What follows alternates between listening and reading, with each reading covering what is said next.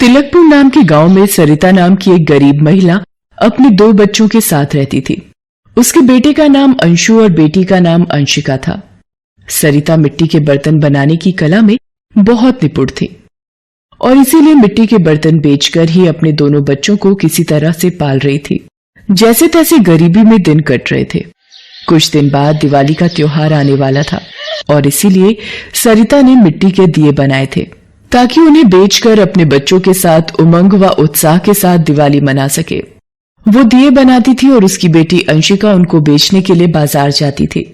दिवाली के लिए मिट्टी के दिए खरीद लो, सुंदर और सस्ते दिए खरीद लो। एक बार देख लो कितने सुंदर दिए हैं, सबसे सस्ते दिए खरीद लो। अंशिका दिए बेचने के लिए आवाजें लगाए जा रही थी कि तभी एक आदमी उसके सामने आकर खड़ा हो जाता है और कहता है, ए लड़की, यहाँ मेरी दुकान के सामने बैठकर दिए बेचना मैं बिल्कुल भी सहन नहीं कर सकता। चल भाग यहाँ से। न जाने कहाँ से आ जाते हैं ये लोग।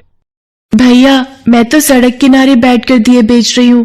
क्या ये सड़क भी आपकी दुकान का हिस्सा है? तेरी इतनी हिम्मत कि मुझे जवाब दे, गरीब कहीं की है। ले तुझे अभी बोलना सिखाता हूँ। ये कहकर दुकान का मालिक अनुराग अंशिका के सभी दियों को उठाकर सड़क के एक तरफ फेंक देता है और उसके सारे दिए टूट फूट कर इधर उधर बिखर जाते हैं। अंशिका रोते हुए सभी दिए उठाती है और कहती है, किसी गरीब पर इस तरह से अत्याचार करना अच्छा नहीं होता भैया। याद रखना, परमात्मा सब देख रहा है। ये कहते हुए अंशिका जोर जोर से रोने लगती है और तभी एक बुजुर्ग उसे चुप कराने की कोशिश करते हुए कहता है, क्या हुआ बेटी, ऐसे क्यों रो रही हो? चुप हो जाओ और सारी बात बताओ। उस दुकानदार ने मेरे सब दिए तोड़ दिए। मैं यहाँ बैठकर मिट्टी के दिए बेच रही थी। अब मैं क्या करूंगी? माँ को क्या कहूंगी? बेटी चुप हो जाओ, कहीं और जगह जाकर दिए बेच लो।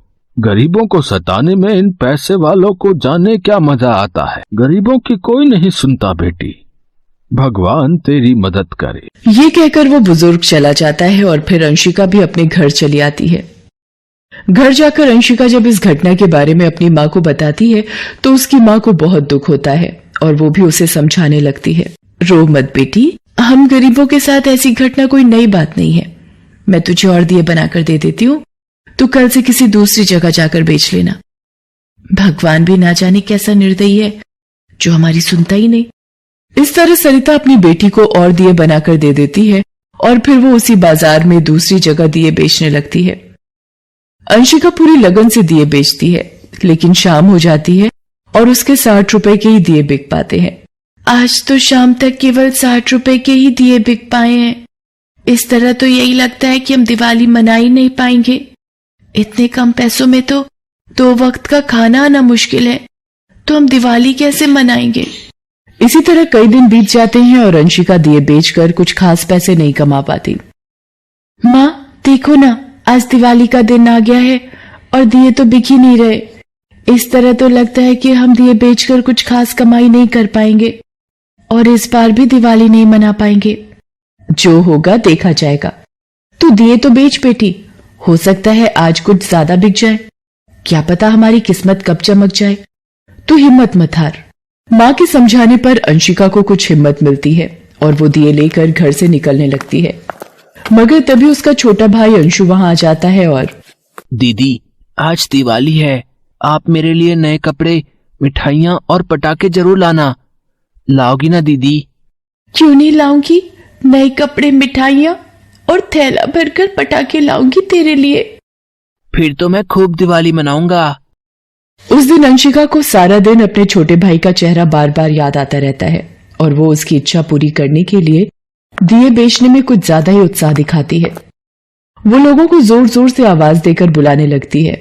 उसका उत्साह देख लोग उसके दिए खरीदने भी आने लगते हैं। ये देख अंशिका खुश हो जाती है। आज तो कुछ अच्छी बिक्री हो रही है। हो सकता है मेरे गरीब भाई की तमन्ना पूरी हो ही जाए, आज हम दिवाली मना पाए। अंशिका पूरी उमंग और उत्साह से आवाजें लगाई जा रही होती है कि तभी एक अनोखी घटना घट जाती है। अचानक एक छोटी लड़की सड़क के बीचों बीच चली आती है और सामने से एक फुल स्पीड कार आ रही होती है। जैसे ही अंशिका की नजर उस पर पड़ती है, तुरंत दौड़कर उसे उठाने की कोशिश करती है। इस कोशिश में बच्ची तो बच जाती है, मगर अंशिका कार की चपेट में आ जाती है और फिर लोग कार वाले को घेर कर खड़े हो जाते हैं। भाई, ये सब तो उस छोटी बच्ची के एकाएक सड़क पर आ जाने से हुआ है। इसमें मेरा कोई कसूर नहीं है। मैंने तो बचाने की बहुत कोशिश की थी। हाँ, ये तो हम जानते हैं, पर इसे चोट तो तेरी कार से आई है ना। अब इसका इलाज तो तुझे ही कराना पड़ेगा ना। हाँ, मुझसे जो होगा वो मैं जरूर करूंगा। ये बातें हो ही रही थी कि तभी उस छोटी बच्ची जिसकी जान बचाते हुए अंशिका घायल हुई थी, उसके माता पिता वहां आ जाते हैं। उन्हें देखते ही सड़क पर जमा भीड़ उन्हें भी सुनाने लगती है। कैसे माँ बाप हैं आप? हैं? आपकी लापरवाही के कारण देखो इस गरीब लड़की की कितनी गहरी चोट आई है। मिट्टी के दिए बेचने वाली गरीब तुम्हारी बेटी को बचाते हुए घायल हो गई। इसके इलाज का जिम्मा तो आपका भी बनता है। उस छोटी बच्ची का पिता कोई और नहीं बल्कि वही अमीर घमंडी दुकानदार अनुराग था, जिसने 4 दिन पहले ही अंशिका के सारे दिए तोड़ दिए थे और उस पर अपनी अमीरी का रौब झाड़ते हुए अपनी दुकान के सामने से भगा दिया था। इसीलिए सड़क पर पड़ी बेहोश अंकिता को देखते ही वो, अरे ये तो वही दिए बेचने वाली गरीब लड़की है। क्या आप इसे जानते हैं जी? नहीं, जानता तो नहीं, पर पहचानता जरूर हूं। इसने हमारी बेटी की जान बचाई है जी। इसे जल्दी से हॉस्पिटल लेकर चलिए, इसे कुछ नहीं होना चाहिए। अंजलि के ये कहने पर अनुराग अंशिका को तुरंत हॉस्पिटल लेकर जाता है। अंशिका की सड़क से हटते ही कार वाला अपनी कार को लेकर निकल जाता है और फिर भीड़ भी तितर बितर हो जाती है। उधर हॉस्पिटल का डॉक्टर अनुराग और उसकी पत्नी को बताता है कि देखिए, चिंता करने की कोई बात नहीं है। लड़की को इतनी गहरी चोट नहीं आई है। वो कुछ देर बाद होश में आ जाएगी और आप उसे घर ले जा सकते हैं। ये तो बड़ी अच्छी बात है डॉक्टर। फिर कुछ देर बाद जब अंशिका को होश आता है तो अनुराग और उसकी पत्नी अंजलि उसे पूरी बात बता देते हैं। साथ ही अनुराग अपनी 4 दिन पहले की भूल के लिए अंशिका से क्षमा याचना करने लगता है। बेटी, मुझे माफ कर देना। उस दिन मेरे कारण तुम्हारा बहुत नुकसान हुआ और मैंने तुम्हें बिना बात के दुख पहुंचाया। हाँ बेटी, हम तेरे जन्म भर आभारी रहेंगे। तुमने हम पर बहुत बड़ा एहसान किया है। मैंने तो सिर्फ अपना फर्ज निभाया है आंटी, और अब मुझे घर जाना है। क्या आप मुझे मेरे घर छोड़ सकते हैं?